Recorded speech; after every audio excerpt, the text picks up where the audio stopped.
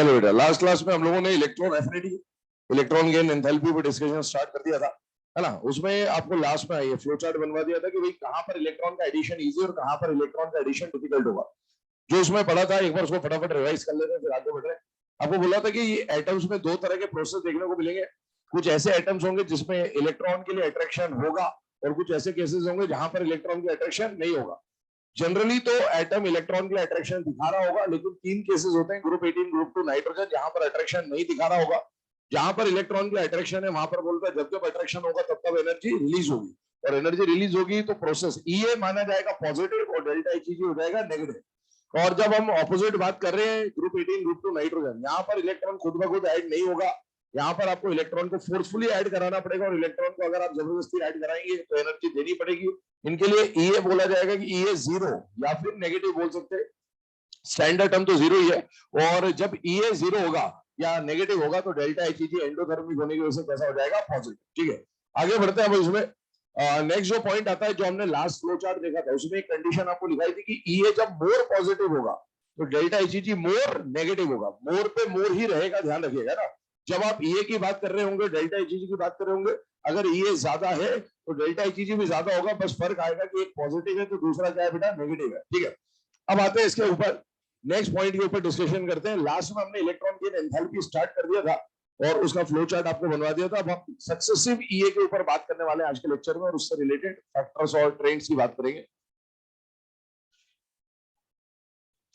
Successive ईए में सबसे पहले हम लोग फर्स्ट इलेक्ट्रॉन गेन एंथैल्पी की बात कर लेते हैं, या फर्स्ट ईए की बात कर लेते हैं, और उसके बाद सेकंड इलेक्ट्रॉन गेन एंथैल्पी और सेकंड ईए की बात करेंगे।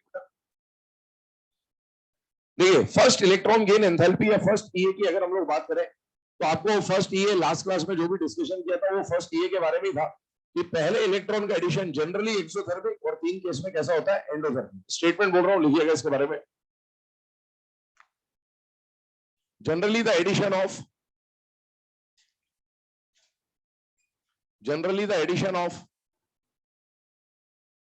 first electron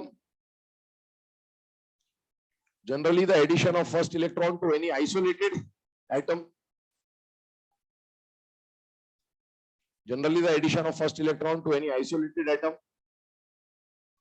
is exothermic, but for group 18, group 2 and nitrogen, it is endothermic. But for group 18, group 2 and nitrogen, it is endothermic.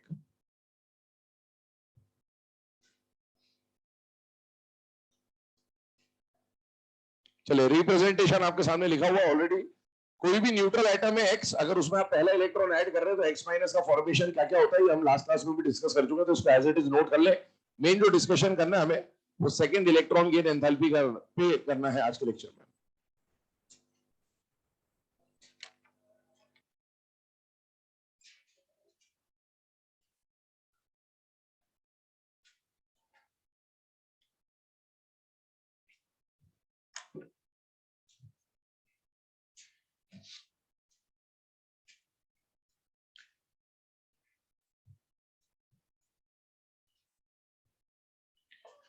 चलिए बेटा, फर्स्ट इलेक्ट्रॉन गेन एंथैल्पी के बाद second electron gain enthalpy के बारे में डिस्कशन कर रहे हैं। देखिए, सेकंड इलेक्ट्रॉन गेन एंथैल्पी का मतलब क्या हो गया कि आपने ऑलरेडी एटम में पहला इलेक्ट्रॉन तो जोड़ दिया है, पहला इलेक्ट्रॉन जोड़ते किसका फॉर्मेशन हो जाएगा बेटा, X माइनस का, और अब आप इसमें दूसरा इलेक्ट्रॉन जोड़ने जा रहे हैं। तो अब इतना हमें खुद समझ में आना चाहिए बेटा कि यहाँ पर इसमें ऑलरेडी बॉडी के ऊपर या एंटिटी के ऊपर नेगेटिव चार्ज है, और आप एक और नेगेटिवली चार्ज बॉडी को उसमें ऐड करने वाले, तो नेगेटिव में क्या होने वाला है बेटा, रिपल्शन होने वाला है। और रिपल्शन को ओवरकम करके फिर भी आपको इलेक्ट्रॉन ऐड करना है। ये भाई पास आएंगे, फेंक देंगे एक दूसरे को दूर, और फिर भी आप इलेक्ट्रॉन को ऐड करने वाले, मतलब आपको यहाँ पर भी एनर्जी सप्लाई करनी पड़ेगी। तो यहाँ पर जितने भी सेकेंड इलेक्ट्रॉन गेन एंथैल्पी या इसके ऑनवर्ड जितने भी प्रोसेस आएंगे वो ऑलवेज वाली कंडीशन लेके चलेंगे, और वो क्या होने वाले बेटा, ऑलवेज एंडोथर्मिक। स्टेटमेंट बोल रहा हूं, लिखिएगा। Second electron gain enthalpy is always an endothermic process. Second electron gain enthalpy is always an endothermic process. Second electron gain enthalpy is always an endothermic process.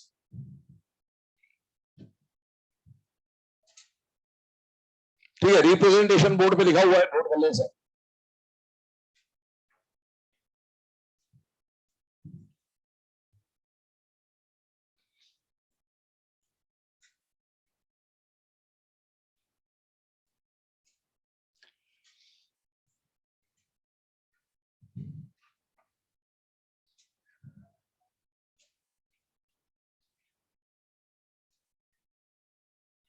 अब देखिए, ये जो रिप्रेजेंटेशन हमने लिखा है, हमने बोला है कि second electron gain enthalpy is always an endothermic process. ठीक है, इसमें क्या होता है, सेकंड के बाद अगर थर्ड इलेक्ट्रॉन गेन एंथैल्पी भी आए तो बेटा वो आपको समझ में आना चाहिए कि इसमें एक और इलेक्ट्रॉन ऐड करना है, तो अब रिपल्शन और तगड़ा हो रहा होगा, तो आपको और ज्यादा एनर्जी सप्लाई करनी पड़ेगी। मतलब सिर्फ फर्स्ट में ये एक्सो एंडो का लफड़ा है, बाकी इसके बाद जितने भी सक्सेसिव ये या सक्सेसिव डेल्टा एचईजी आएंगे, सारे के सारे प्रोसेस कैसे होने वाले हैं, एंडोथर्मिक होने वाले। अब इसमें कलाकारी क्या करते हैं, ये जो हम लोग डिस्कशन कर रहे हैं ना बेटा, ये किसके रिस्पेक्ट में बात कर रहे हैं, न्यूट्रल एटम के रिस्पेक्ट में बात कर रहे हैं। कई बार ऐसा दे देता है एग्जाम में, ये दे दिया आपको, बोला एक्स प्लस में पहला इलेक्ट्रॉन जोड़ दो तो क्या बन गया एक्स, और बोले एक्स प्लस में फिर एक और इलेक्ट्रॉन जोड़ दो तो क्या बन गया एक्स माइनस। अब बोलेगा कि ये सेकंड इलेक्ट्रॉन गेन एंथैल्पी तो ऑलवेज एंडोथर्मिक नहीं होगी, क्यों, ये तो इसकी बात कर रहा है। तो आपने को समझना है कि हम जब सेकंड इलेक्ट्रॉन गेन एंथैल्पी बोल रहे हैं यहाँ पर इस पूरे टॉपिक में, या फर्स्ट इलेक्ट्रॉन गेन एंथैल्पी बोल रहे हैं, तो हम लोग किसके रिस्पेक्ट में बात कर रहे हैं बेटा, न्यूट्रल एटम के रिस्पेक्ट में। ये न्यूट्रल एटम नहीं है, मतलब हम जिस प्रोसेस की बात कर रहे हैं वो हम इस प्रोसेस की बात कर रहे हैं। ठीक है, ये आ जाए फिर इसके बाद तो जो कंडीशन बनेगी वो आपको खुद समझनी पड़ेगी कि एंडो होगा या एक्सो होगा। जैसे मैं आपको 3 कंडीशन बता देता हूँ, उसमें क्या होता है, ईए के क्वेश्चन में आपको 3 तरह की एंटिटीज मिलेगी। एक तो न्यूट्रल एंटिटी मिलेगी, जिसके ऊपर हमने ऑलरेडी पूरा डिस्कशन कर रखा है। एक आपको नेगेटिवली चार्ज एंटिटी मिल सकती है, मतलब इसमें भी इलेक्ट्रॉन जोड़ने की बात कर रहे हैं, इसमें भी इलेक्ट्रॉन जोड़ने की बात कर रहे हैं, और एक पॉजिटिव एंटिटी मिलेगी जिसमें इलेक्ट्रॉन जोड़ने की बात कर रहे हो। न्यूट्रल एटम में जब आप इलेक्ट्रॉन जोड़ रहे होंगे तो एंडो एक्सो क्या होगा क्या नहीं होगा ऑलरेडी आपको पता है। यहां पर हमने जब इलेक्ट्रॉन ऐड करने की बात करी तो यहां पर मैंने कॉन्फ़िगरेशन देखा या चार्ज देखा, चार्ज कि नेगेटिव नेगेटिव चार्ज है, रिपेल करेगा तो प्रोसेस कैसा हो जाएगा, एंडो। ये प्रोसेस ऑलवेज एंडो। वैसे यहां पर भी आपको कॉन्फ़िगरेशन से कोई मतलब नहीं, आपको सिर्फ चार्ज से मतलब है। क्या यहां पर चार्ज पॉजिटिव है या नहीं है बेटा, है, और पॉजिटिव के सामने नेगेटिव आएगा तो पक्का है कि अट्रैक्शन होगा, और जब जब अट्रैक्शन होगा तब तब एनर्जी रिलीज होगी। तो आपको ये प्रोसेस दिया है कि भाई इसमें इलेक्ट्रॉन ऐड कर दो, तो आपको खुद समझ में आना चाहिए प्लस में अगर माइनस ऐड करने जा रहे हो तो अट्रैक्शन होगा तो एनर्जी रिलीज होगी। और बाकी इन दोनों के केसेस हमने डिस्कस किए, अभी ये मैं प्रोसेस लिखवा दूंगा आपको, पर ये है ना कंडीशन समझ लीजिएगा कि हमेशा जब भी यहाँ पर ईए की बात होती है, इलेक्ट्रॉन एडिशन की बात होती है, तो न्यूट्रल एटम में क्या होगा वो तो हमने डिस्कस किया, लेकिन अगर कैटायन या एनायन दे तो आपको चार्ज के बेसिस पे आंसर देना होता है। नेगेटिव नेगेटिव का रिपल्शन एंडो, पॉजिटिव नेगेटिव का अट्रैक्शन एक्सो। चलिए इसके कुछ एग्जांपल्स पे और बात करते हैं। एनसीईआरटी में इससे रिलेटेड एक एग्जांपल दिया हुआ है जो कि एग्जाम में आ चुका है कई बार। ऑक्सीजन से ऑक्साइड एनायन बनाने का जो फॉर्म है उसकी बात कर रहे हैं। ये जो प्रोसेस है बेटे, यहां पर अगर हम लोग डिस्कशन करें तो इसका एनर्जी का मैग्नीट्यूड भी आपको लिखाया जा रहा है, वैल्यू याद नहीं करनी, बस हमें प्रोसेस समझना है। जब ऑक्सीजन में पहला इलेक्ट्रॉन ऐड करते हो, मतलब हम इस प्रोसेस की बात कर रहे हैं, तो ये ना तो ग्रुप 18 है, ना ग्रुप 2 है, ना नाइट्रोजन है, मतलब ये जनरल केस है। जनरली ये प्रोसेस कैसी होती है, 100, तो -141 इसका मैग्नीट्यूड है। जब O माइनस का फॉर्मेशन हो चुका और इसमें एक और इलेक्ट्रॉन ऐड कर रहे हैं, तब जाके किसका फॉर्मेशन होता है बेटा, O2 माइनस का। हम जानते हैं नेचर में ऑक्सीजन का जो एनायन बनता है वो ऑक्साइड एनायन बनता है, तो हम उसी का प्रोसेस देखते हैं। बट ये वाला जो प्रोसेस होगा, ये प्रोसेस एंडो होगा, है ना, क्योंकि नेगेटिव नेगेटिव का क्या हो रहा होगा, रिपल्शन, और इसका जो मैग्नीट्यूड है वो है 744 किलोजूल पर। अब ये मैग्नीट्यूड्स को अगर आप देखें तो जब हम इन दोनों इक्वेशन को ऐड करते हैं, सम अप करते हैं, तो ये O माइनस कैंसिल हो जाएगा, तो आपको मिलेगा O+2 इलेक्ट्रॉन गिव्स O-2। ये कंडीशन बन गई, हेस लॉ लगा रहे बेसिकली आप। 2 स्टेप में अगर रिएक्शन कराए या सिंगल स्टेप में कराए, बात एक ही है, एनर्जी का जो चेंज आएगा वो दोनों में बराबर ही आएगा। तो इसमें जो एनर्जी का चेंज आएगा वो पॉजिटिव मैग्नीट्यूड के साथ इतना आ जाएगा। ये पॉजिटिव साइन क्या बता रहा है कि प्रोसेस कैसी हो रही है, एंडो। अब एक बात समझना यहां पर, जब आप न्यूट्रल एटम में पहला इलेक्ट्रॉन ऐड कर रहे हो, एंडो एक्सो कुछ भी हो सकता है। जब आप एनायन में इलेक्ट्रॉन ऐड कर रहे हो एक, तो वो एंडो ही होगा। लेकिन जब आप न्यूट्रल एटम में एक साथ, यहां तो एक एक इलेक्ट्रॉन ऐड हो रहे थे, यहां पर एक साथ आप 2 या दो से ज्यादा इलेक्ट्रॉन ऐड करने की बात समझने की कोशिश कर रहे हैं। यहां पर आप देखिए डायरेक्ट ओ में दो इलेक्ट्रॉन ऐड किए, जब एक साथ किसी न्यूट्रल एटम में दो या दो से ज्यादा इलेक्ट्रॉन आप ऐड करोगे तो पॉली नेगेटिव एनायन बनेगा। क्या बनेगा बेटा? Poly negative anion. जैसे O2 माइनस हो गया, N3 माइनस हो गया, आप नाइट्रोजन में एक साथ तीन इलेक्ट्रॉन ऐड कर दो, क्या बन जाएगा? N3 माइनस बन जाएगा। आप ऐसे कार्बन में एक साथ चार इलेक्ट्रॉन ऐड कर दो, क्या बन जाएगा? C4 minus. सल्फर में एक साथ दो इलेक्ट्रॉन ऐड कर दो, क्या बन जाएगा? H2 minus. ये सब पॉली नेगेटिव एनायन है। तो यहां पर हम लोग क्या समझ रहे हैं कि जितने भी पॉली नेगेटिव एनायन का फॉर्मेशन होता है, ये सारे प्रोसेस ऑलवेज एंड होते हैं। क्यों होते हैं उसका कारण समझिएगा। ऑक्सीजन में जब पहला इलेक्ट्रॉन ऐड किया वो एक्सो था, लेकिन दूसरा इलेक्ट्रॉन ऐड किया वो एंडो था। वो जो दूसरा वाला एंडो होता है ना, वो पहले वाले एक्सो के मुकाबले ज्यादा डोमिनेटिंग होता है। आप उसको मैग्नीट्यूड देख लो, बहुत ज्यादा मैग्नीट्यूड होता है। तो वो ओवरऑल प्रोसेस को क्या बना देगा बेटा? एंडो बना देगा। वैसे ही नाइट्रोजन में तीन इलेक्ट्रॉन ऐड कर रहे हो, पहले इलेक्ट्रॉन ऐड करने का जो प्रोसेस होगा नाइट्रोजन में, वो खुद ही एंडो होगा, और सेकंड और थर्ड तो एंडो होंगे ही होंगे। तो सारे ही ओवरऑल क्या हो गया? एंडो। कार्बन में चार इलेक्ट्रॉन ऐड कर रहे हो, पहला इलेक्ट्रॉन एक्सो, बाकी तीनों इलेक्ट्रॉन एंडो एंडो एंडो। वो तीनों एंडो मिलकर वो पहले वाले एक्सो को डोमिनेट कर जाएंगे, और इसलिए प्रोसेस भी कैसा हो जाएगा? एंडो। सेम कहानी यहां पर भी है। मतलब पॉली नेगेटिव एनायन बना रहे हो आप कभी भी, तो आपको ये कंफर्म होना चाहिए कि अगर किसी स्पीशीज में more than one negative charge वाली इक्वेशन दी, जैसे यहां से भी सिंगल नेगेटिव से भी मोर देन वन नेगेटिव बना रहे हो, या न्यूट्रल से भी मोर देन वन नेगेटिव बना रहे हो, अगर प्रोडक्ट साइड में more than one negative charge आ रहा है, वो प्रोसेस डेफिनेटली कैसा होगा बेटा? एंडोथर्मिक होगा। पहले काम करें, ये इक्वेशन जो ऑक्सीजन वाली है इसको नोट करें, और फिर यहाँ पर एक स्टेटमेंट लिखा रहा हूं आपको इसके बारे में।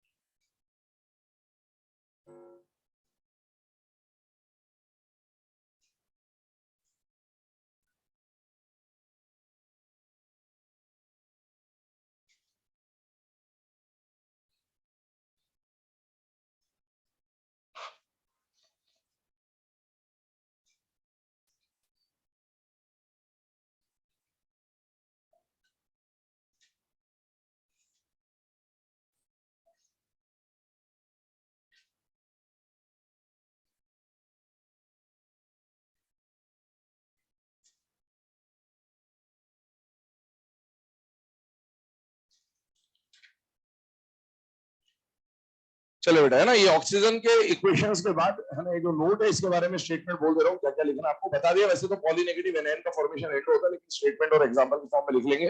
स्टेटमेंट बोल रहा हूँ, लिखिएगा। The formation of polycharged anion the formation of polycharged anion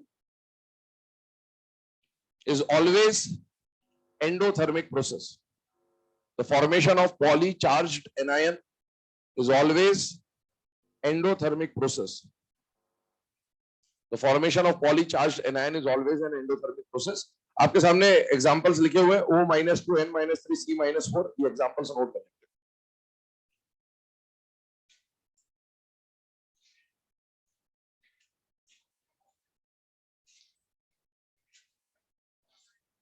चलिए, ये हो जाने के बाद है ना, इक्वेशन के ऊपर डिस्कशन कर रहे हैं।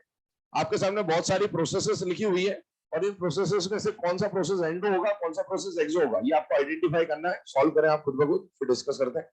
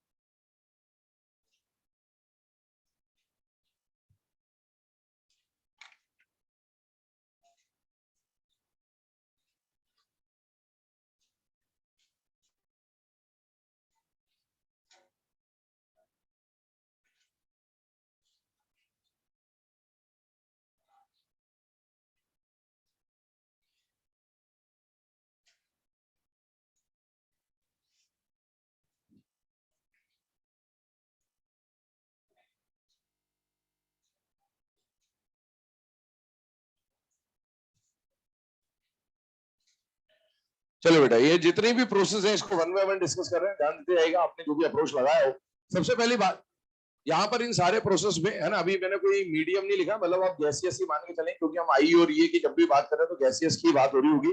तो आपको ये गैसियस आइटम दे रखे हैं और इनमें आप इलेक्ट्रॉन ऐड भी कर रहे हो और कहीं कहीं पे रिमूव भी कर रहे हैं। जब भी एंडो एक्सो का क्वेश्चन आएगा तो आपको हमेशा ये देखना है कि प्रोसेस आई का है या ई का है। सबसे पहले अगर इसमें हम लोग देखें तो ये जो एट्थ वाला स्टेप है बेटा, इसमें आप इलेक्ट्रॉन ऐड नहीं कर रहे, इलेक्ट्रॉन रिमूव कर रहे हैं। इलेक्ट्रॉन रिमूव करने के प्रोसेस को क्या बोलते हैं? आई। और न्यूट्रल एटम के लिए आई का प्रोसेस हमेशा एंडोथर्मिक होता है। तो ये प्रोसेस आई का है और ये प्रोसेस कैसा हो जाएगा बेटा? एंडो हो जाएगा। ठीक है, इसको अलग करते हैं। बाकी जितने भी केसेस हैं उन सब में आप इलेक्ट्रॉन ऐड कर रहे होंगे। अब आप देखो, इलेक्ट्रॉन ऐड कर रहे हो बेटे यहां पर हर जगह पर।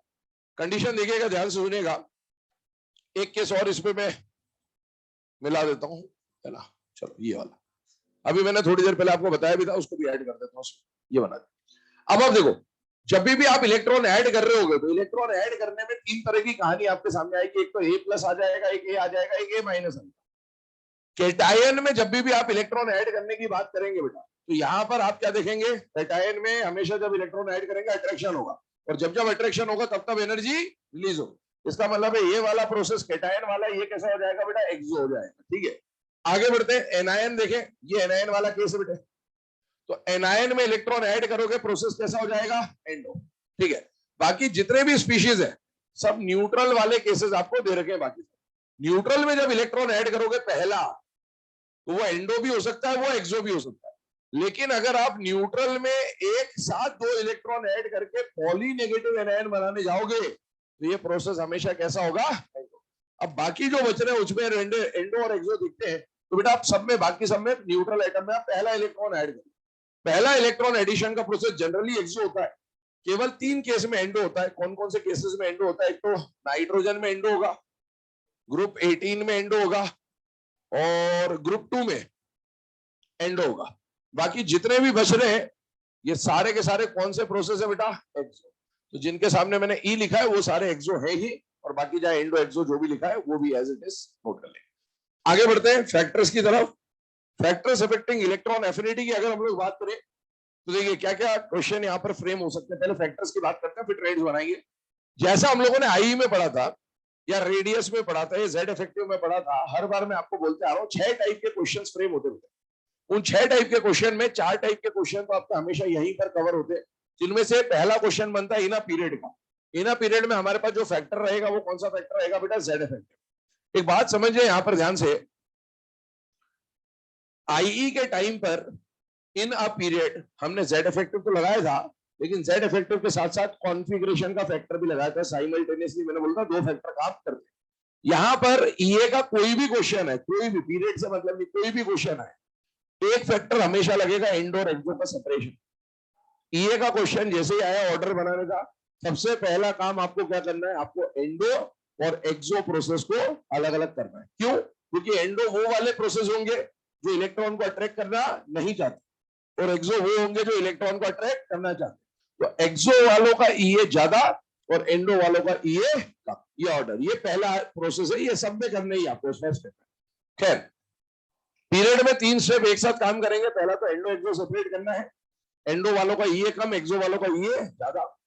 दूसरा, जेड इफेक्टिव काम करेगा ही करेगा। तीसरा, जैसे आई में कॉन्फ़िगरेशन था, यहाँ पर भी कॉन्फ़िगरेशन में कुछ एक्सचेंजेस होंगे, वो देखेंगे। पहले जेड इफेक्टिव की बात कर लेते हैं। लेफ्ट टू राइट जा रहे, जेड इफेक्टिव बढ़ रहा है।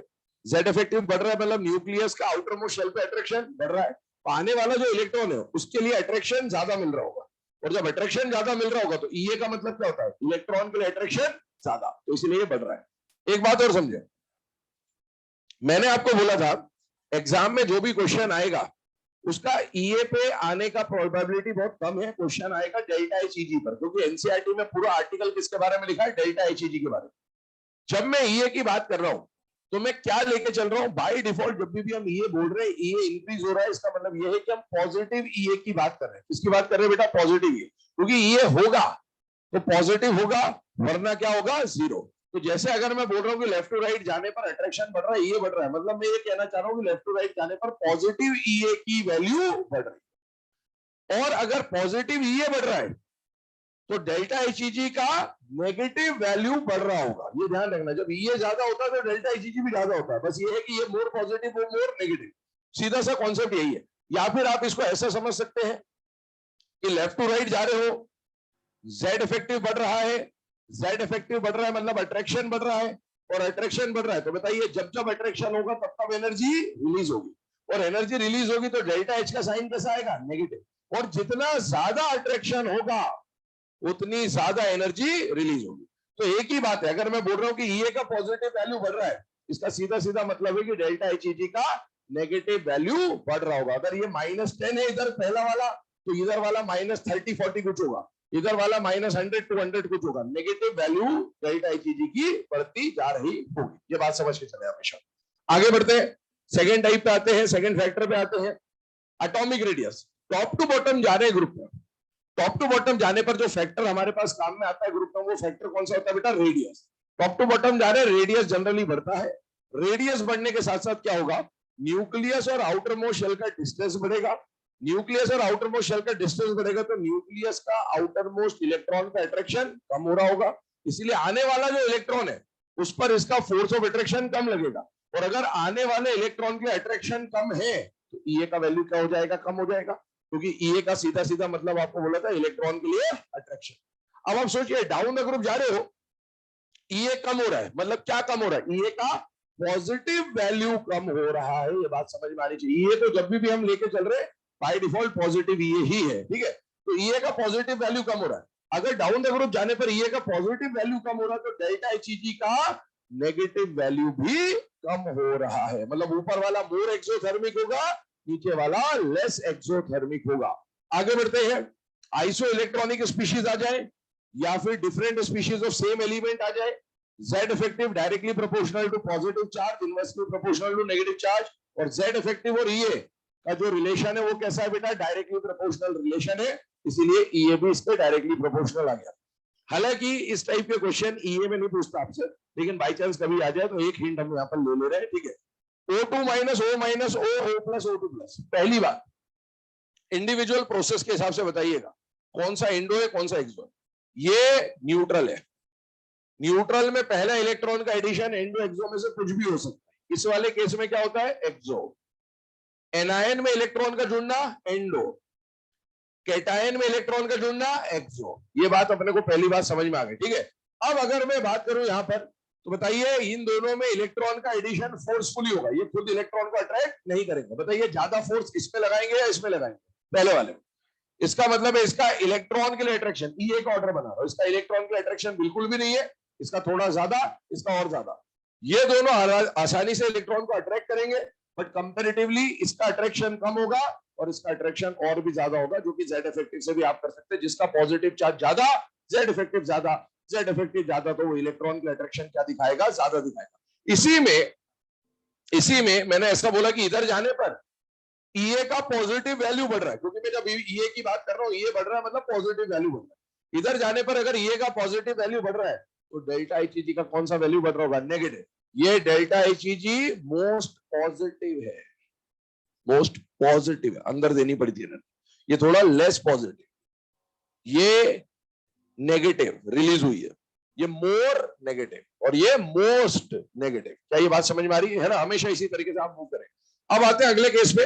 ये तीन फैक्टर्स को समझने के बाद चौथे फैक्टर की तरफ मूव कर रहे हैं, और चौथा फैक्टर जो है वो बहुत इंपॉर्टेंट फैक्टर है। जनरली ब्लॉक में जब क्वेश्चन पूछता है डाउन द ग्रुप तो उसी के लिए पूछता है, जो आप लास्ट क्लास में मैंने थोड़ा सा बोला था, फ्लोरीन क्लोरीन वाला एक पॉइंट आता है, जो है ना कि सेकंड और थर्ड पीरियड में एक्सचेंज हो जाता है पी ब्लॉक के अंदर, वो बहुत इंपॉर्टेंट पॉइंट है, उसी पे क्वेश्चन फ्रेम होते हैं।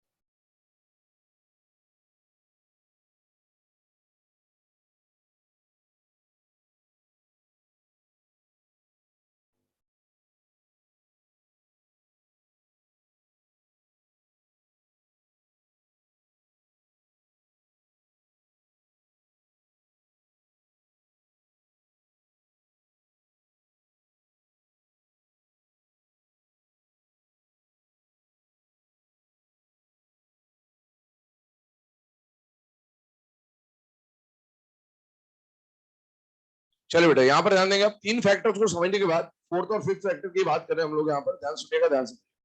ये जो फोर्थ वाला फैक्टर है, इसमें एक बात यहाँ पर आप क्लियरली पढ़ सकते हैं, क्या लिखा गया बेटा, इन पी ब्लॉक, ठीक है, पी ब्लॉक की बात कर रहे हैं हम लोग। और पी ब्लॉक के अंदर ये जो फैक्टर आपको लिखाया जा रहा है, इस पे स्टार मार्क कर लेंगे आप, बहुत इंपॉर्टेंट फैक्टर है।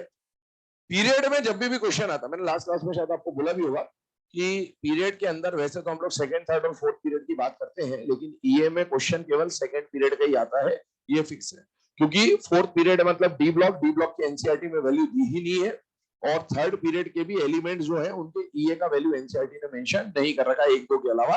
और इसीलिए क्वेश्चन जब भी आएगा, क्वेश्चन मेनली जब पीरियड का बना के देता तो कौन से पीरियड का बना के देगा, सेकंड पीरियड का। अब सेकंड पीरियड में तो सेकंड पीरियड का क्वेश्चन आएगा, लेकिन जब ग्रुप का क्वेश्चन आता है ना, तो ग्रुप का क्वेश्चन आपने बहुत बार देखा होगा, ग्रुप 17 का आता, फ्लोरीन क्लोरीन ब्रोमीन आयोडीन का, बहुत बार एग्जाम में ईए का क्वेश्चन आया हुआ है। और वो इसीलिए पूछता है, क्वेश्चन पूछेगा पी ब्लॉक से। क्यों पूछेगा पी ब्लॉक के ग्रुप में? क्योंकि पी ब्लॉक के ग्रुप में ये दिक्कत है कि वैसे तो डाउन द ग्रुप जाने पर ईए कम होना चाहिए था, लेकिन यहां पर जाके डाउन द ग्रुप जाने पर ईए कम होने के बजाय क्या हो जाता है, बढ़ जाता है। और बाई चांस बच्चा इस गलती को समझ नहीं पाया, ये पॉइंट उसको याद नहीं रहा, तो उस वजह से उसका क्वेश्चन क्या हो जाएगा, बड़ा गलत हो जाएगा।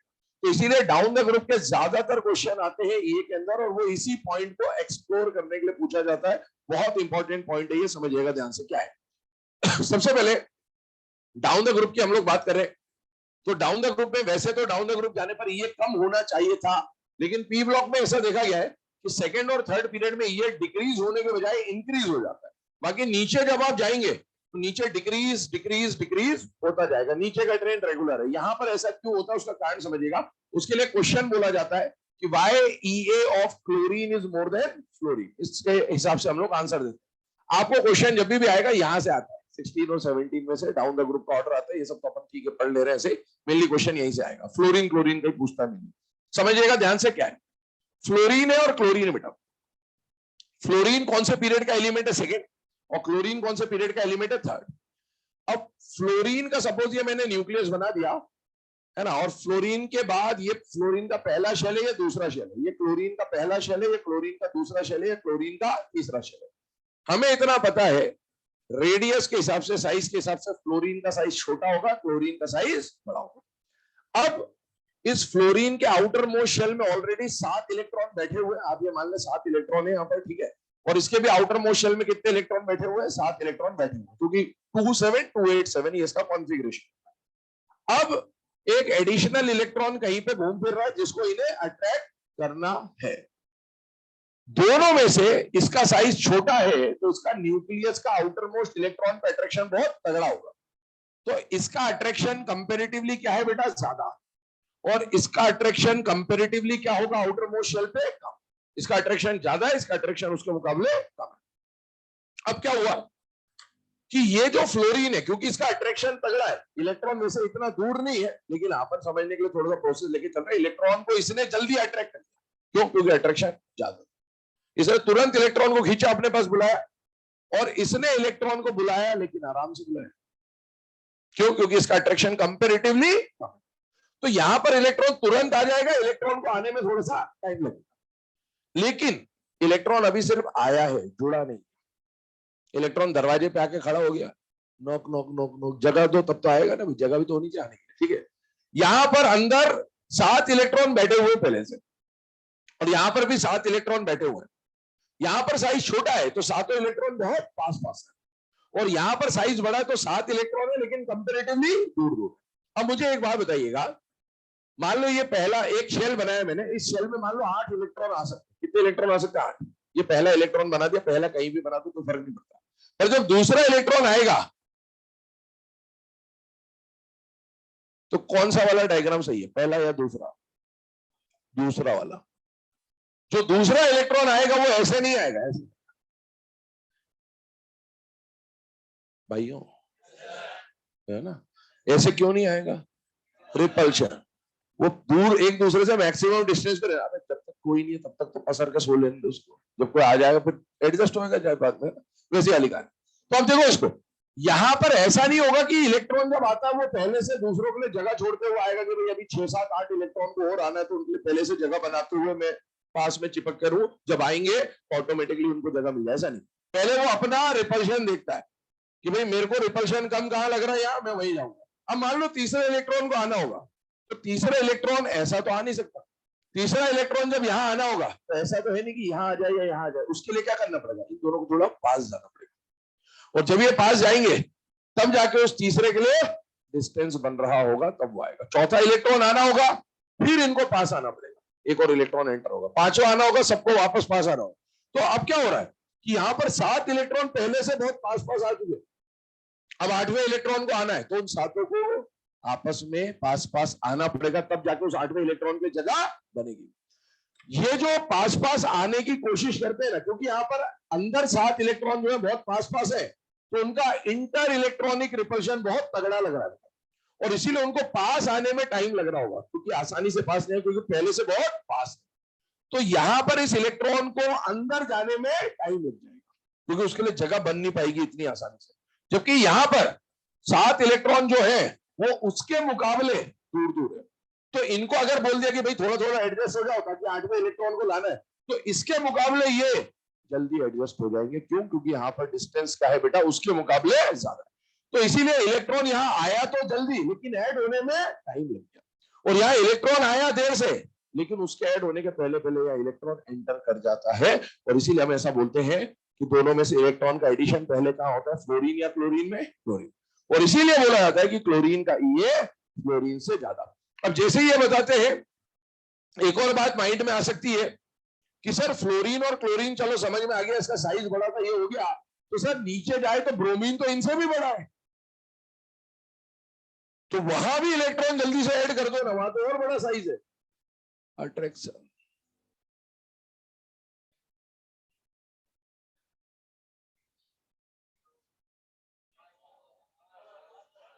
ठीक है, अट्रैक्शन कम है, अट्रैक्शन कम मतलब आने में इतना टाइम लग जाएगा, तो उससे पहले ये ऐड वेड करके बैठ चुके होंगे, ये कहानी होती है। ठीक है, तो आपको ये समझ में आना चाहिए बेटा कि यहाँ पर इलेक्ट्रॉन का एडिशन फ्लोरीन और क्लोरीन में से ज्यादा जल्दी किसमें हो जाता है, क्लोरीन में, एज कंपेयर टू फ्लोरीन। आगे यहाँ पर इसके लिए मैं रीजन के फॉर्म में स्टेटमेंट लिखा दे रहा हूँ, क्वेश्चन वही आएगा। एक और बात सुनो, हम लोग यहाँ पर लिखेंगे सेकेंड शेल, क्या लिखेंगे, सेकेंड शेल, सेकेंड पीरियड का एलिमेंट है, सेकेंड शेल है, साइज छोटा है, एग्जाम में हो सकता है सेकेंड शेल के बदले, सेकेंड शेल के बदले 2p सबशेल लिख दे, क्या लिख दे, तो बात एक ही है, 2p सबशेल और 3p सबशेल बोलते, बात शेल के हिसाब से, सबशेल के हिसाब से कर रहा है, 2p का साइज छोटा होगा, 3p का साइज बड़ा होगा, क्योंकि 3p कहां बैठा होगा, थर्ड शेल में, 2p कहां बैठा होगा, सेकेंड शेल में। तो सबशेल या शेल जो भी बोले चल जाएगा, रीजन में कोई ज्यादा उसमें दिक्कत वाली बात नहीं है ना, रीजन बोल रहा हूं, लिखिएगा EA of Cl, EA of Cl is more than EA of F. EA of chlorine is more than EA of fluorine because chlorine Cl belongs to third period, because Cl belongs to third period and is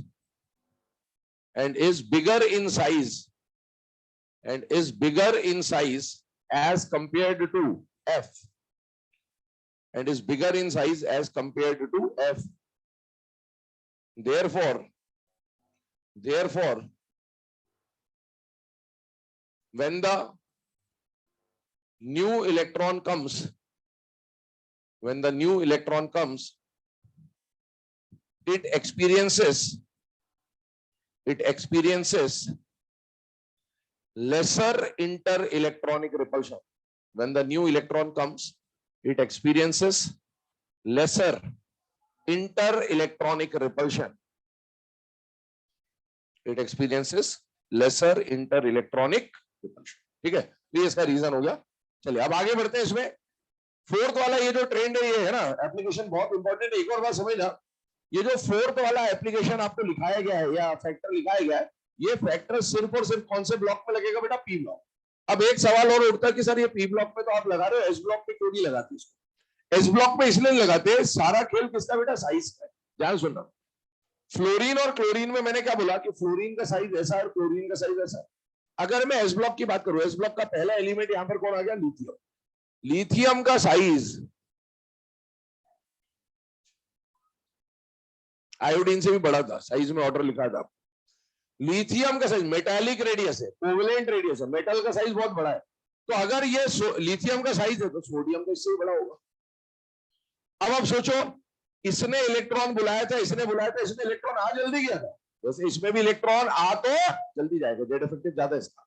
इसमें electron आया आराम से था, इसमें भी electron comparatively आएगा आराम से, लेकिन यहां पर इलेक्ट्रॉन के जगह बनाने में टाइम लग जाता है। जगह काई की बना, जगह ही जगह भरी हुई है, इसीलिए यहां जैसे ही आएगा वैसे ही अंदर, और जैसे ही आया वैसे एंटर हो जाएगा। इसका मतलब है इसका ये क्या रहेगा बेटा, ज्यादा ही रहेगा। तो एस ब्लॉक में ये पॉइंट वैलिड नहीं, क्योंकि साइज पी ब्लॉक वालों का छोटा होता है, एस ब्लॉक का साइज बहुत बड़ा होता है, तो उसमें इंटर इलेक्ट्रॉनिक रिपल्शन लगने की प्रोबेबिलिटी नहीं होती है। ठीक है, तो ये जो फैक्टर आपको लिखाया गया है, this is applicable only and only for P block, it is not applicable for S block. इसलिए एस ब्लॉक का जब हम ट्रेंड बनाएंगे तो रेगुलर ट्रेंड आएगा, कोई एक्सेप्शन नहीं आएगा वहां पर। आइए इधर बढ़ते हैं।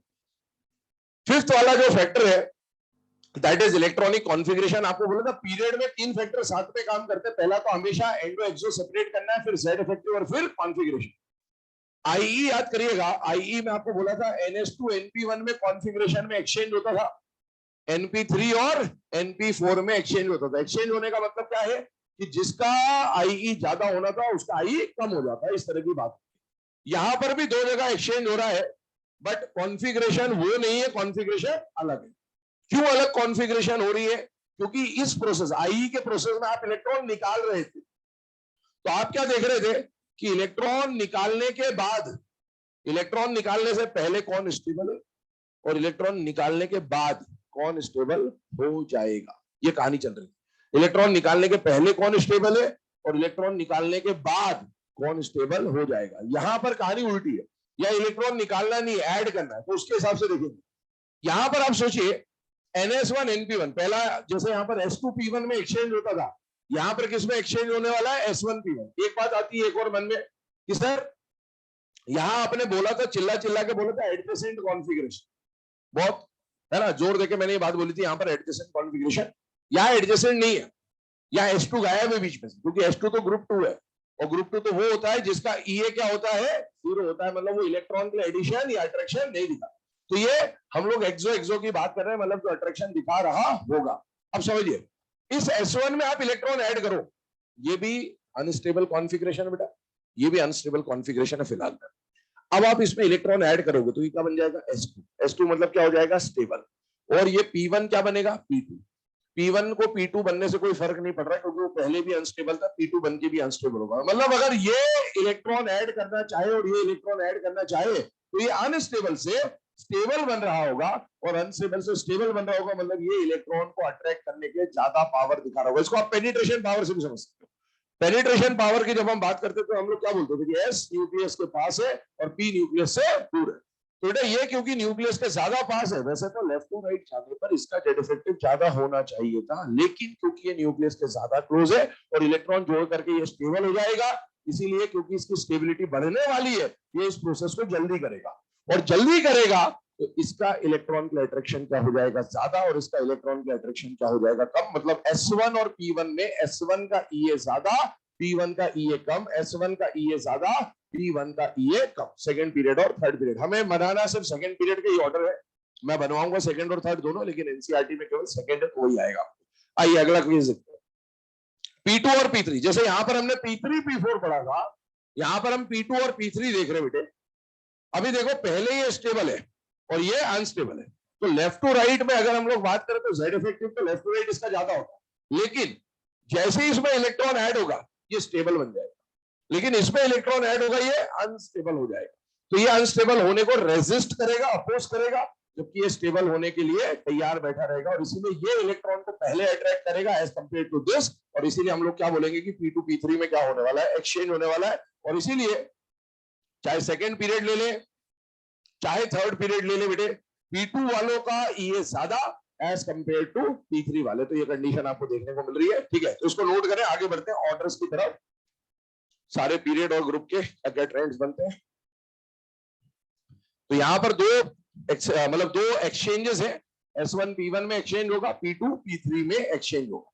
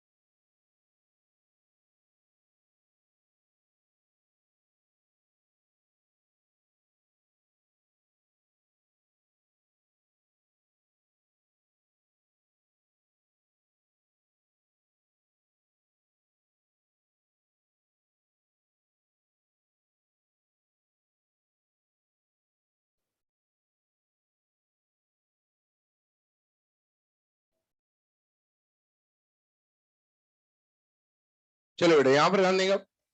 यहाँ पर अब हम लोग ट्रेंड्स की बात कर रहे हैं, जो फैक्टर्स हम लोगों ने पढ़े उसमें पीरियड में कैसे अप्लाई करना है, ग्रुप में कैसे अप्लाई करना है। पीरियड में मैं फिर से आपको बोल रहा हूँ बेटा, एग्जाम में क्वेश्चन सेकंड पीरियड का ही आएगा, थर्ड हम लोग कर रहे हैं, लिखवा दे रहा हूँ, पढ़ना है नहीं पढ़ना आपके ऊपर, ठीक है, समझ में आ जाने चाहिए। यहाँ के पेपर में पूछेगा, एनसीईआरटी में इनकी सबकी इंडिविजुअल वैल्यूज नहीं दे रखी, हाँ 2-3 की दे रखी है, वो किस टाइप के क्वेश्चन आएंगे, 2 एडजेसेंट पीरियड, 2 एडजेसेंट ग्रुप वगैरह, उस टाइप के क्वेश्चन बन सकते हैं, लेकिन फिर भी एक बार ऑर्डर देख लेते हैं हम लोग। चलिए सेकंड पीरियड की बात कर रहा हूँ। लिथियम से लेकर नियॉन तक एलिमेंट्स आपके सामने लिखे हुए, और आपको बोला इनके ईए का ऑर्डर बनाना है। जब मैं ईए का ऑर्डर बनवा रहा हूं, इसका मतलब मैं ईए के पॉजिटिव वैल्यू का ऑर्डर बना रहा हूं, और जो ईए का पॉजिटिव वैल्यू का ऑर्डर आएगा वही डेल्टा एचईजी के नेगेटिव वैल्यू का ऑर्डर आएगा। ये बार बार मैं बोलते जा रहा हूं, ध्यान रखिएगा इस बात को, ठीक है। आइए यहां पर देखते हैं, सबसे पहले एलिमेंट्स आपके सामने लिखे हुए हैं, और इन एलिमेंट्स में जब भी ईए का क्वेश्चन आए, सबसे पहला काम आपको एंडो और एक्सो को हमेशा सेपरेट करना है। अब देखिए ग्रुप 18, ग्रुप 2 और नाइट्रोजन, ये क्या होता है बेटा, एंडो। तो आपने एंडो वाले प्रोसेस अलग कर लिए। एंडो के अलावा जो भी बचे वो सारे के सारे क्या हो जाएंगे, एक्सो। एंडो का मतलब ये वो है जो इलेक्ट्रॉन के अट्रैक्शन दिखाना नहीं चाहते। कौन नहीं दिखाना चाहता, बेरिलियम, नाइट्रोजन और नियॉन। लास्ट क्लास में इसका ऑर्डर ऑलरेडी बनवा दिया था आपको। नियॉन बिल्कुल भी अट्रैक्शन नहीं दिखाएगा, बेरिलियम थोड़ा बहुत दिखाएगा, और नाइट्रोजन तीनों में आसानी से इलेक्ट्रॉन लेने के लिए तैयार हो जाता। तो ये एंडो वाले पीछे हो गए। अब जो बचे हुए 5 एलिमेंट है ऊपर, वो एक्सो है, और एक्सो हमेशा ऑर्डर में एंडो से आगे ही रहने वाले, क्योंकि वो इलेक्ट्रॉन का अट्रैक्शन दिखाएंगे। अब सुनना मेरी बात, एंडो अलग करने के बाद ये लोग है ना ब्लू कलर के सर्कल्स हमने बनाए, इसको भूल जाइए, ये सब कुछ है भूल जाओ, उसको गायब कर दो थोड़ी देर आपको। अब बचा कौन, lithium, boron, carbon, oxygen, fluorine. ये एक्सो है, ये जो आप फैक्टर लिखते हो ये एक्सो के लिए एप्लीकेबल है, ये एंडो के लिए एप्लीकेबल नहीं है, ये बात क्लियर रहिएगा, ठीक है। अब सिर्फ इसको लिथियम को, बोरॉन को, कार्बन को, ऑक्सीजन को, फ्लोरीन को देखिए और उसमें ही लगाइए। लेफ्ट टू राइट जाने पर 1 2 3 4 5 में लेफ्ट टू राइट जाने पर जेड इफेक्टिव बढ़ रहा है, ईए बढ़ रहा है। ईए बढ़ रहा है मतलब इसका ईए इन सब में कम होना चाहिए और इसका ईए इन सब में ज्यादा होना चाहिए, लेकिन S1 एंड P1 में क्या हो जाएगा, H।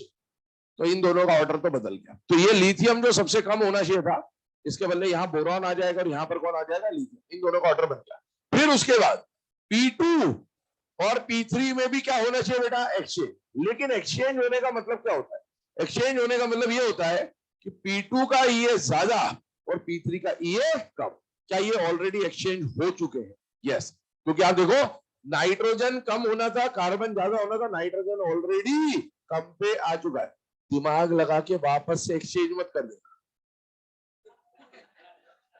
एक्सचेंज होने का मतलब क्या है कि नाइट्रोजन का ईए कम और कार्बन का ईए ज्यादा होना चाहिए, वो ऑलरेडी हो चुका है, इसलिए वापस से एक्सचेंज परफॉर्म नहीं करेंगे, सीधे सीधे कार्बन लिख देंगे, फिर ऑक्सीजन आ जाएगा, फिर फ्लोरीन आ जाएगा। ये सारे के सारे एक्सो। अब इस पूरे ट्रेंड को देखकर एक बात समझिए, कंक्लूजन निकाल। जैसे आई में हमने लिखा था minimum I in a period, maximum I in a period, वो वाली बात कर रहे हैं। Minimum EA in a period किसका होगा, इनर्ट गैस का। Maximum EA in a period किसका होगा, हेलोजन का। क्यों हेलोजन का ईए सबसे ज्यादा होगा, इसको इनर्ट गैस बनने के लिए एक ही इलेक्ट्रॉन चाहिए। जैसे ही एक इलेक्ट्रॉन मिलेगा तुरंत स्टेबल हो जाएगा, इसलिए इलेक्ट्रॉन को लेने के बिल्कुल तैयार बैठता है। और दूसरी बात, left to right Z effective भी बढ़ रहा होता है, उसका भी एक क्राइटेरिया, और ये सबसे स्टेबल है, इसलिए इलेक्ट्रॉन को लेने के लिए बिल्कुल भी तैयार नहीं होगा। आगे सुनिए, ये ऑर्डर बहुत इंपॉर्टेंट है, और क्योंकि इसमें कई सारी चीजें ध्यान रखनी पड़ती है आपको। पहली बात, एंडो एक्सो अलग करना है, फिर एंडो एंडो का ऑर्डर बनाना है, फिर एक्सो एक्सो का ऑर्डर बनाना है, फिर S1 P1 P2 P3 ये सारे एक्सचेंज। कभी कोई लगाना भूल जाए तो उसको सीधे से रट लेना, नेहा बहन बोली क्लास ऑफ। कैसे याद करते हैं इसको, नेहा बहन बोली क्लास ऑफ, ठीक है, नेहा बहन बोली क्लास ऑफ। अब आपको ये ट्रिक याद रह जाएगी, नेहा बहन बोली क्लास ऑफ। पर एग्जाम में बढ़ रहा है घट रहा है ये भी याद रखना होता है ना, ये बात हमेशा ध्यान रखना। हर ऑर्डर पे यही बात बताऊंगा आपको। एक तरफ कौन है, नेहा नियॉन, एक तरफ कौन है, क्लास ऑफ, फ्लोरीन। अब अगर आप इस लेवल पे पहुंच के ये भी नहीं पहचान सकते हैं कि दोनों में से किसका ईए कम और किसका ईए ज्यादा है, तो यकीन मानिए आप यहाँ बैठने लायक नहीं है, आप पैसा बर्बादी कर रहे हैं, ठीक है। कम से कम नियॉन और फ्लोरीन में से आपको इतना जरूर समझ में आ जाना चाहिए पढ़ने के बाद कि नियॉन का ईए कम और फ्लोरीन का ईए ज्यादा होगा। मतलब ये ऑर्डर कैसा आएगा बेटा, इंक्रीजिंग ही हो सकता है, डिक्रीजिंग तो बिल्कुल नहीं हो सकता। चलिए आगे बढ़ते हैं। थर्ड वाला ऑर्डर बनवा दे रहा हूं, हालांकि इसका कोई यूज नहीं है, बट फिर भी एक बार समझ ले। मैग्नीशियम और आर्गन ये दोनों एंडो है बेटा, इसमें एंडो एंडो का ऑर्डर बनाए तो आर्गन तो बिल्कुल भी इलेक्ट्रॉन को एक्सेप्ट नहीं करेगा, मैग्नीशियम फिर भी है ना। अगर इसे कंपैरेटिवली हम लोग बात करें तो एक्सेप्ट कर लेगा, और बचे हुए जो स्पीशीज है एक्सो एक्सो वाले उसमें ये फैक्टर लगेगा। S1P1 का क्या करना है बेटा, एक्सचेंज करना है, और इस बार P2 और P3 का भी एक्सचेंज होगा, क्योंकि ऊपर तो ऑटोमेटिकली एक्सचेंज परफॉर्म हो गया था इंडो की वजह से, यहां पर नहीं हुआ है। तो आप देखिए S1 और P1 के हिसाब से अगर मैं बना दूं तो एल्यूमिनियम सोडियम, ये आ गया ऑर्डर, ठीक है। तो यहां से भी कंक्लूजन अगर हम लोग निकाले तो पीरियड में मिनिमम ये किसका होगा बेटा, इनर्ट गैस का, और पीरियड में मैक्सिमम ये किसका होगा बेटा, हेलोजन का। एक बात बताइए, सेकेंड पीरियड में मैक्सिमम किसका, सेकेंड पीरियड के हेलोजन का। थर्ड पीरियड में मैक्सिमम किसका, थर्ड पीरियड के हेलोजन का। फोर्थ पीरियड में मैक्सिमम किसका, ब्रोमीन का। फिफ्थ पीरियड में मैक्सिमम किसका, आयोडीन का। और सारे हेलोजन में से हाईएस्ट होता है क्लोरीन का। इसका मतलब है पूरे पीरियोडिक टेबल में हाईएस्ट ये किसका होने वाला है, क्लोरीन का। पहले इसको नोट करें फिर आगे बात।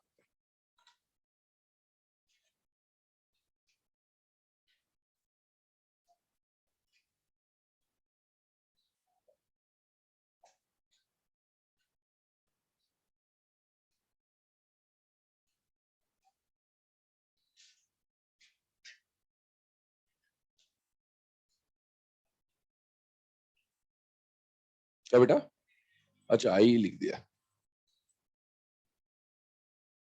ये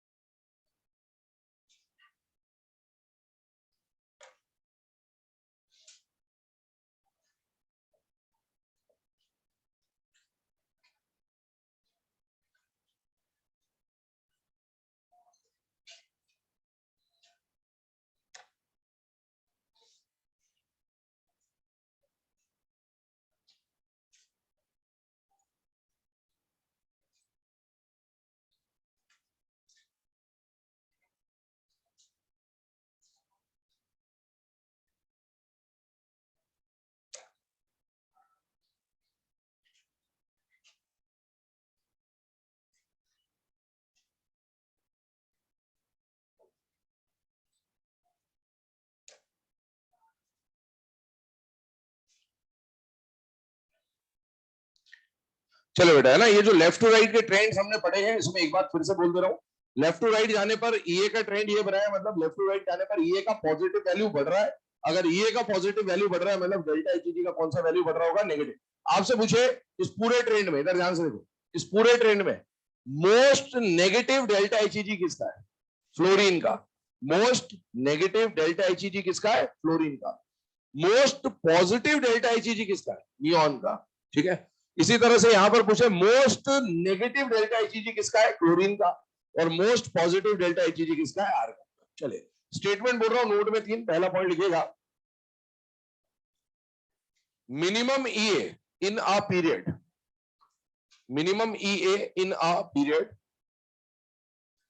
डैश करके लिखेंगे, इनर्ट गैस।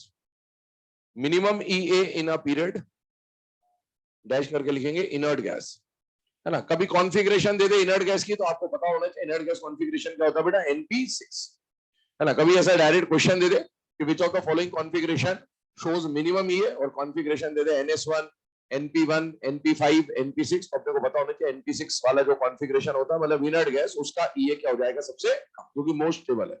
अगला स्टेटमेंट लिखे, maximum EA in a period,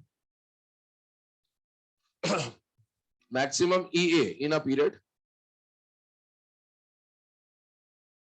किसका हो जाएगा? हेलोजेंस, है ना, डैश करके लिखे halogens.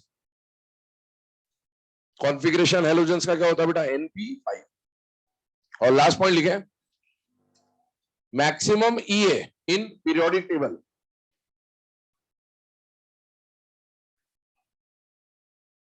Maximum EA in periodic table dash करके क्लोरीन Cl, और क्लोरीन का कॉन्फ़िगरेशन है 3p5, 3s2 3p5। Maximum EA in periodic table chlorine 3s2 3p5। चलिए, ये तो बात हो गई बेटा पीरियड के बारे में। अब आते हैं ग्रुप के ऊपर, है ना। मैंने आपको बोला पीरियड में जनरली एग्जाम में क्वेश्चन आएगा, सेकंड पीरियड का ही आएगा। अब आते हैं ग्रुप के ऊपर। ग्रुप में क्या क्या ट्रेंड्स है समझने की कोशिश करिए।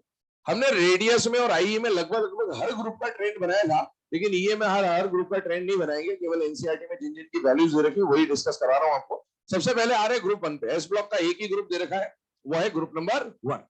ग्रुप नंबर 1 की अगर हम लोग बात करें तो टॉप टू बॉटम जाने पर डाउन द ग्रुप हमारे पास फैक्टर कौन सा है बेटा? रेडियस। टॉप टू बॉटम जा रहे हैं, रेडियस बढ़ रहा है, रेडियस बढ़ रहा है तो अट्रैक्शन कम हो रहा है, और आने वाले इलेक्ट्रॉन भी अगर अट्रैक्शन कम हो रहा है तो हम बोल देंगे ईए डिक्रीज हो रहा है। इसका मतलब है टॉप टू बॉटम जाने पर ईए डिक्रीज हो रहा है, मतलब मैं क्या बोल रहा हूँ? ईए का पॉजिटिव वैल्यू कम होता जा रहा है।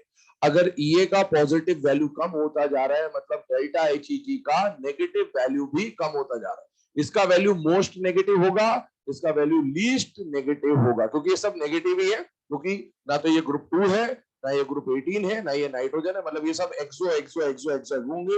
ये मोस्ट एक्सोथर्मिक, ये लीस्ट एक्सोथर्मिक। आगे बढ़े, इसमें कोई एक्सेप्शन नहीं आएगा, ध्यान रखना। सेकंड थर्ड पीरियड का ट्रेंड यहां पर चेंज नहीं होगा इस ब्लॉक में, ये क्लियर रही है। अब आते हैं ग्रुप 16 और 17 पे।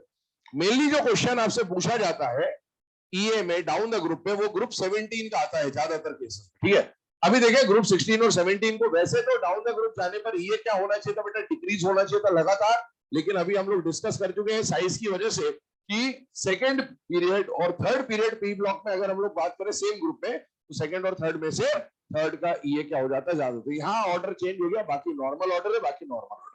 अब इस नॉर्मल ऑर्डर को देखकर एग्जैक्ट ट्रेंड बनाने की बात करते हैं, उसको समझिएगा। वैसे नॉर्मल ट्रेंड होना क्या चाहिए था? इधर देखें 2 मिनट। नॉर्मल ट्रेंड ये होना चाहिए था, डाउन द ग्रुप जाने पर ईए कम होना चाहिए था, और यहां पर भी oxygen sulphur selenium tellurium down the group जाने पर ये कम होना चाहिए था। लेकिन फ्लोरीन और क्लोरीन में ईए का ऑर्डर घूम गया, मतलब फ्लोरीन का ईए कम हो गया और क्लोरीन का ईए ज्यादा हो गया। फ्लोरीन का ईए कम और क्लोरीन का ईए ज्यादा होने से ये ऑर्डर आपको मिल रहा है। फ्लोरीन देखो कम तो हुआ, लेकिन जरूरी नहीं कि कम होकर यही आता है।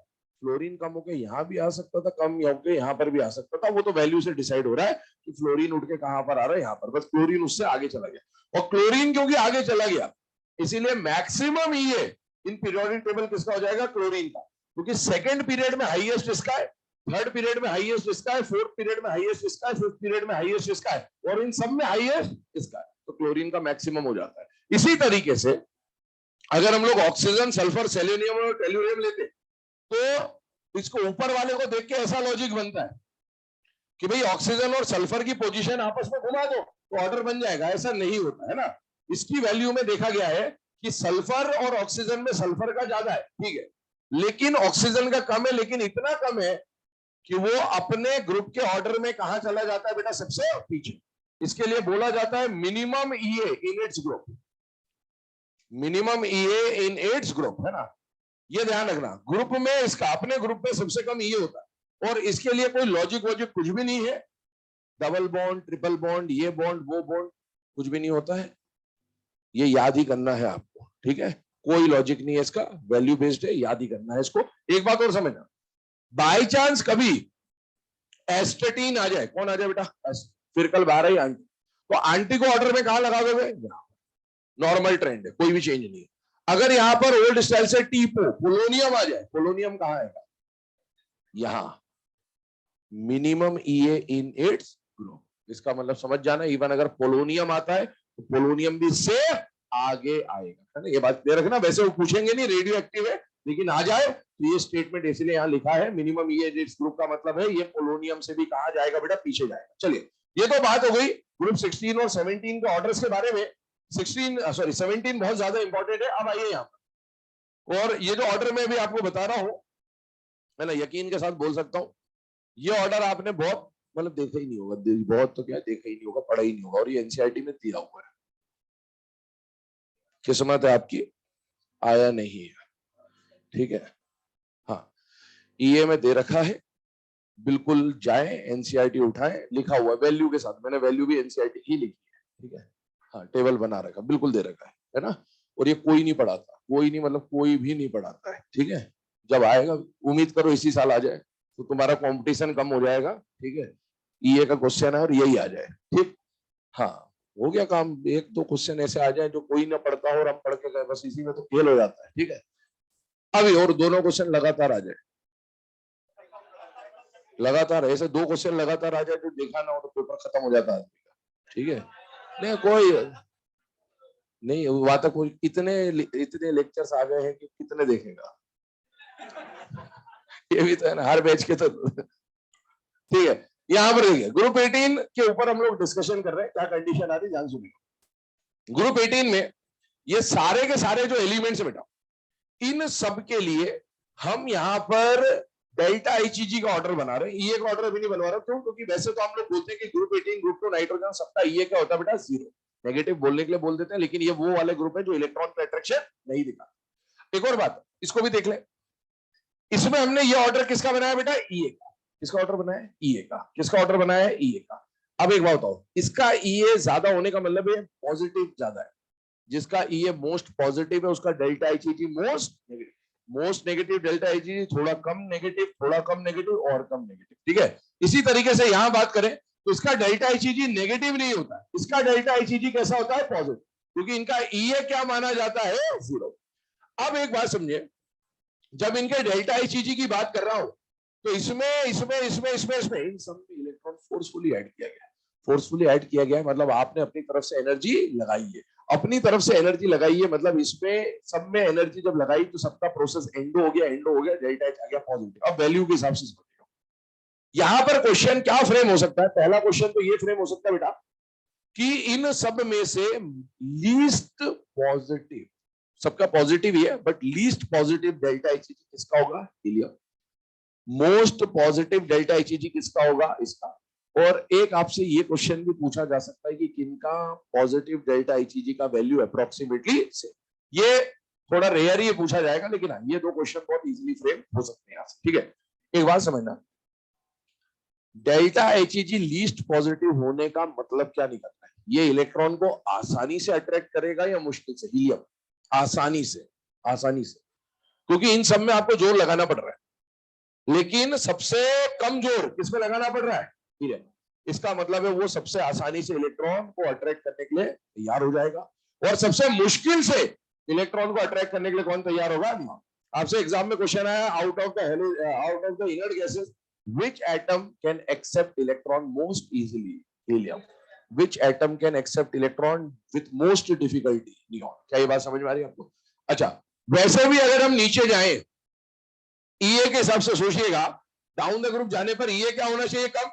मतलब इलेक्ट्रॉन का अट्रैक्शन क्या होना चाहिए, कम। तो आप देखो इसका इलेक्ट्रॉन की अट्रैक्शन सबसे ज्यादा है, सबसे ज्यादा, सबसे आसानी से इलेक्ट्रॉन अट्रैक्ट कर रहा है।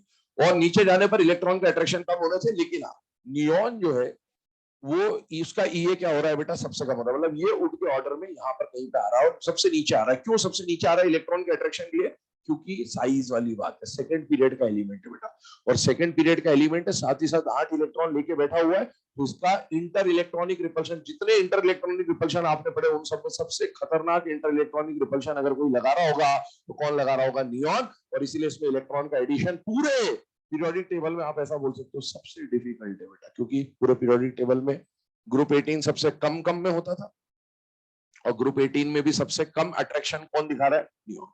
तो पूरे पीरियोडिक टेबल में हाईएस्ट इलेक्ट्रॉन एफिनिटी किसकी है, क्लोरीन की।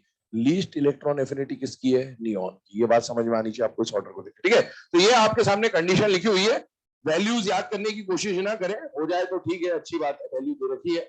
बट आपको यहां से जो क्वेश्चन समझने हैं, मैंने आपको बता दिया, अभी मैं क्वेश्चन के फॉर्म में लिखा देता हूं कि हीलियम अपने ग्रुप में सबसे आसानी से इलेक्ट्रॉन अट्रैक्ट करेगा और नियॉन अपने ग्रुप में सबसे मुश्किल से इलेक्ट्रॉन अट्रैक्ट करेगा।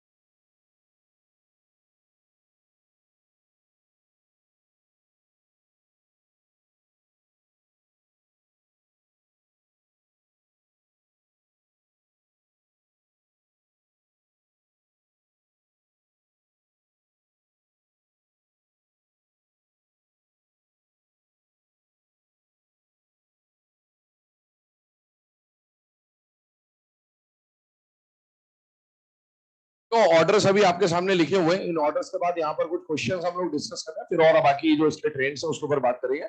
पहला क्वेश्चन बोल रहा हूँ, लिखिएगा, विच of the following element has highest IE, which of the following element has highest IE but least EA? Options लिखिएगा। पहला ऑप्शन लिखिएगा लिथियम, दूसरा ऑप्शन लिखिएगा कार्बन, तीसरा ऑप्शन लिखिएगा नाइट्रोजन, चौथा ऑप्शन लिखिएगा neon. Correct answer will be neon. Inert gas का आई सबसे ज्यादा होता है क्योंकि उसमें इलेक्ट्रॉन निकालने के लिए बहुत ज्यादा एनर्जी देनी होती है, लेकिन इनर्ट गैसेस का इलेक्ट्रॉन एफिनिटी क्या होता है बेटा, सबसे कम होता है ना। तो कंडीशन ये बन रही है। अच्छा, इसी क्वेश्चन में ध्यान सुनना, अगर मैं नियॉन की बात कर रहा हूं, जैसे मैंने आपको ऑप्शन दिया, शायद लिथियम है, कार्बन है, नाइट्रोजन है और नियॉन है, इसी क्वेश्चन को अभी आई और ई ना बोल के मैं एक्सो एंडो में क्या बोलता, इसमें इलेक्ट्रॉन निकालने का जो प्रोसेस होता है एंडो होता है, लेकिन कम एंडो होता है या मोस्ट एंडो होता है? क्या बात समझ में आ रही है आपको? और इसमें इलेक्ट्रॉन जोड़ने का प्रोसेस क्या है, एक्सो या एंडो है? एंडो ही है। और क्या ये भी मोस्ट एंडो है? खतरनाक क्वेश्चन है। कौन सा ऐसा एलिमेंट है इनमें से जिसमें से इलेक्ट्रॉन का removal and addition both are most endothermic process? जब आएगा ना एग्जाम में तो हवा नहीं लगेगी थोड़ी देर के लिए, है ना, कि मोस्ट एंडो, एड भी मोस्ट एंडो, रिमूवल भी मोस्ट एंडो। कौन सा एलिमेंट होता है? इनर्ट गैसेस का कॉन्फिगरेशन न्यूट्रल फॉर्म में ना, आयन बनने के बाद तो फिर कुछ भी चेंज हो सकता है, लेकिन हाँ न्यूट्रल फॉर्म में ये क्वेश्चन बन सकता है। बहुत खतरनाक क्वेश्चन है। ठीक है, चलिए आगे बढ़ते हैं क्वेश्चन नंबर 2 की तरफ। लिखेगा, विच of the following element which of the following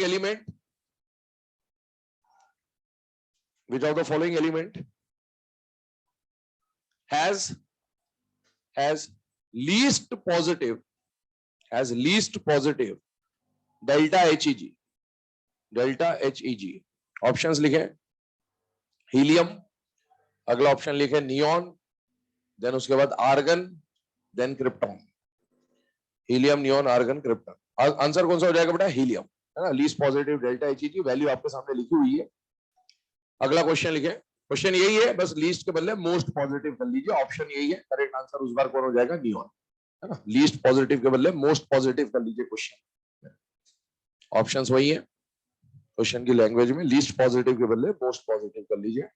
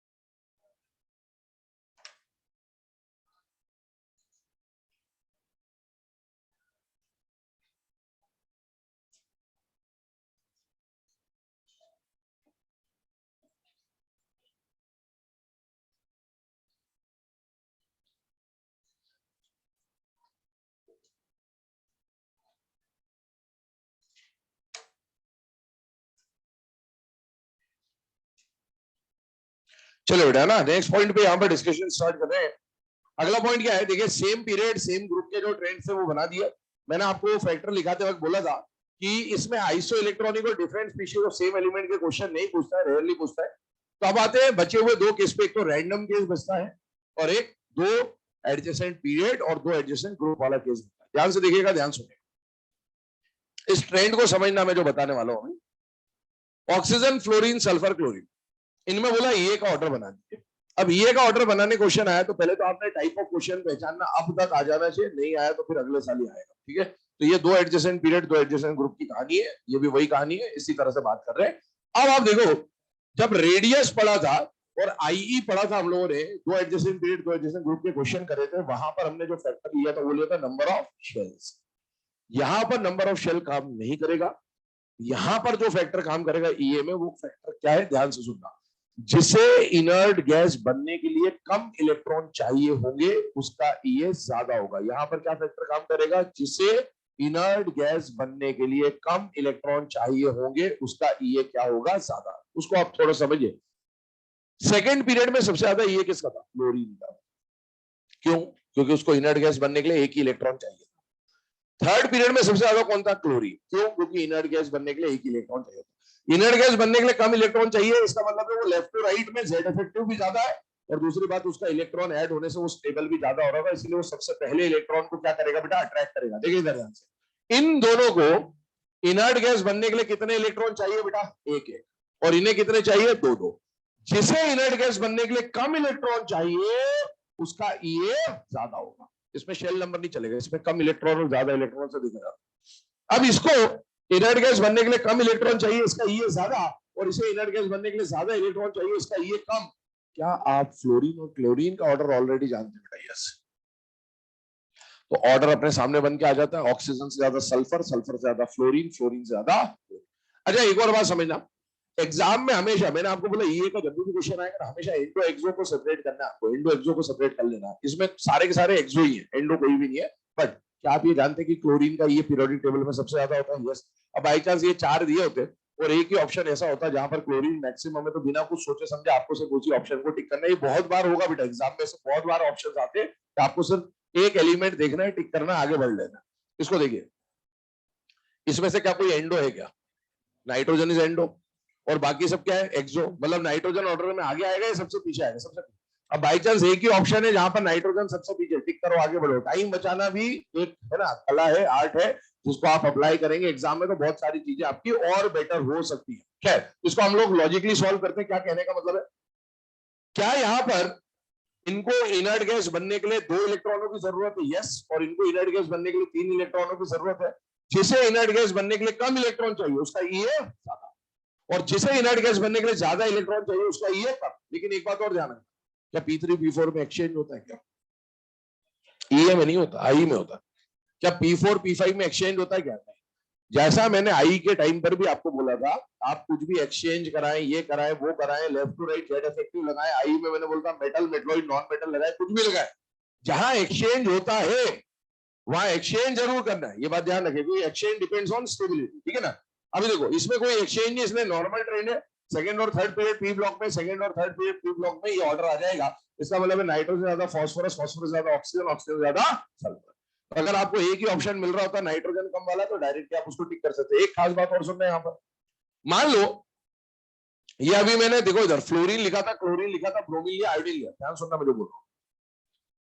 अभी ये जो ऑक्सीजन और सल्फर है, ध्यान सुनना, ऑक्सीजन और सल्फर में सल्फर का ये क्या है बेटा, ज्यादा, सेकंड और थर्ड में, ठीक है ना। क्या ऑक्सीजन और सल्फर है हमें पता ही है, इससे ज्यादा ये इन दोनों का बताया मैंने, इसका ये भी ज्यादा ही है।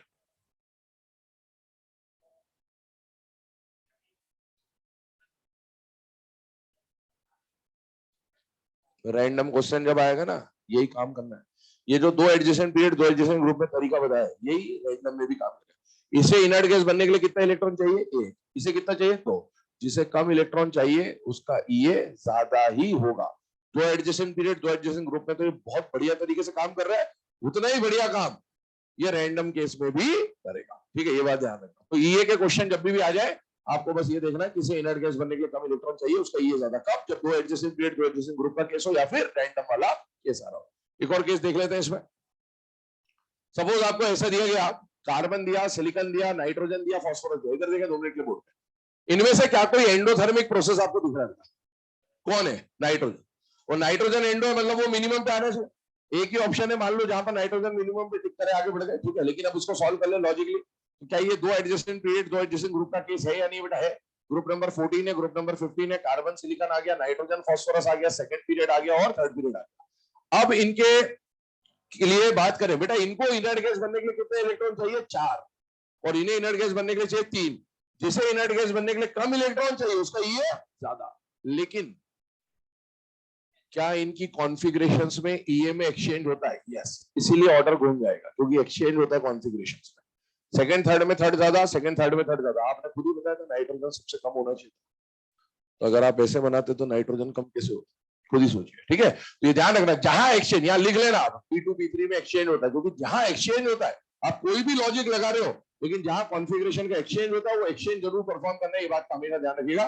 तो मिनिमम पे आ जाएगा नाइट्रोजन, उससे ज्यादा फास्फोरस, उससे ज्यादा कार्बन, उससे ज्यादा सिलिकॉन, ये ऑर्डर बन के आ जाएगा। एक रैंडम वाला केस भी मैं इसमें ऐड कर देता हूँ। सपोज आपको दिया कार्बन, सपोज आपको दिया नाइट्रोजन, सपोज आपको दिया गया ऑक्सीजन, और सपोज आपको दिया गया आयोडीन। बोला इसका ऑर्डर बना दो। देखिए इधर 2 minute, carbon, nitrogen, oxygen, iodine. पहली बात, क्या ये तीनों सेम पीरियड के हैं या नहीं बेटा? है।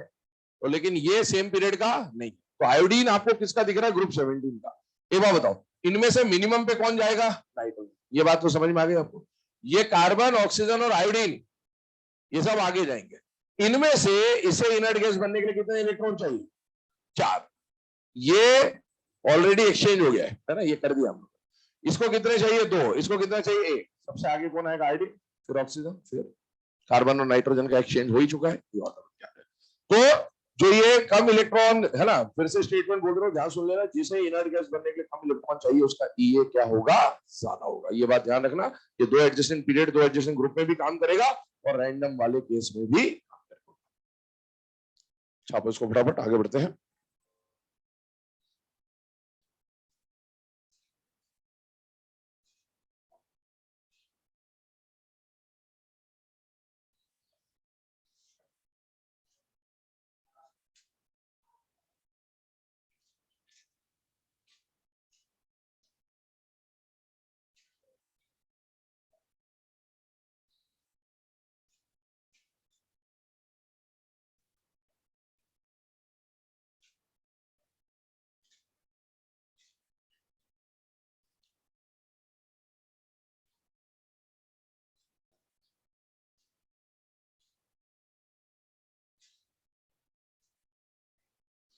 चलिए अगला क्वेश्चन बोल रहा हूं, नोट कर लेना।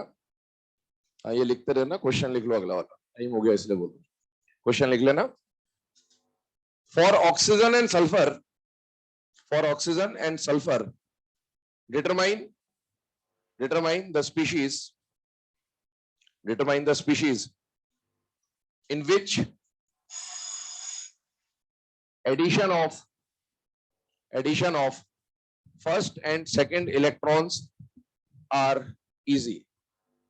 Addition of first and second electrons are easy respectively. तो इंडिविजुअली आपको चेक करना है किसमें फर्स्ट इलेक्ट्रॉन का एडिशन इजी होगा ऑक्सीजन सल्फर में, और किसमें सेकंड इलेक्ट्रॉन का एडिशन इजी होगा ऑक्सीजन और सल्फर में। ध्यान सुनेंगे, फर्स्ट इलेक्ट्रॉन का एडिशन का प्रोसेस तो हम लोग ऑलरेडी पढ़ चुके हैं कि ऑक्सीजन और सल्फर में से ज्यादा इजी किसमें ऐड होगा? सल्फर में। लेकिन एक बात समझिएगा, जब पहला इलेक्ट्रॉन ऐड हो गया होगा तो ये O माइनस और ये S माइनस बन गया होगा, है ना। सेकेंड हम लोग किसके रिस्पेक्ट में बात कर रहे हैं? न्यूट्रल के रिस्पेक्ट में। तो जब ये O माइनस और S माइनस बन गया, पहले इसका अट्रैक्शन कम क्यों था? क्योंकि साइज छोटा था, रिपल्शन लग रहा था। अभी नेगेटिव आ गया तो रिपल्शन तो लग ही रहा है ना। अरे रिपल्शन तो अभी भी लग रहा है, यहां भी रिपल्शन लग रहा है। जो ऑर्डर EA1 का है वही ऑर्डर EA2 का भी आएगा। क्यों? क्योंकि पहले से रिपल्शन था, नेगेटिव चार्ज आने से रिपल्शन बढ़ ही रहा है, क्योंकि नेगेटिव नेगेटिव जब इलेक्ट्रॉन आएगा नया, वो इसको भी रिपेल कर रहा होगा। पहले साइज छोटा था, साइज थोड़ा बढ़ गया, लेकिन इलेक्ट्रॉन भी बढ़ गया साथ साथ, और इलेक्ट्रॉन भी बढ़ गया और नेगेटिव का रिपल्शन भी। तो यहाँ पर जो फर्स्ट EA का ऑर्डर है वही सेकंड EA का भी ऑर्डर बनता है। किसमें? पी ब्लॉक के अंदर, कोई दिक्कत नहीं इसमें। इससे रिलेटेड एक क्वेश्चन वैल्यू वाइज आपसे पूछा जाता है, इसलिए ये बताया आपको। क्वेश्चन क्या आता है, लिखिएगा। Which of the following values, which of the following values represent, which of the following values represent second electron gain enthalpies, second electron gain enthalpies of oxygen and sulfur respectively? Second electron gain enthalpies of oxygen and sulfur respectively.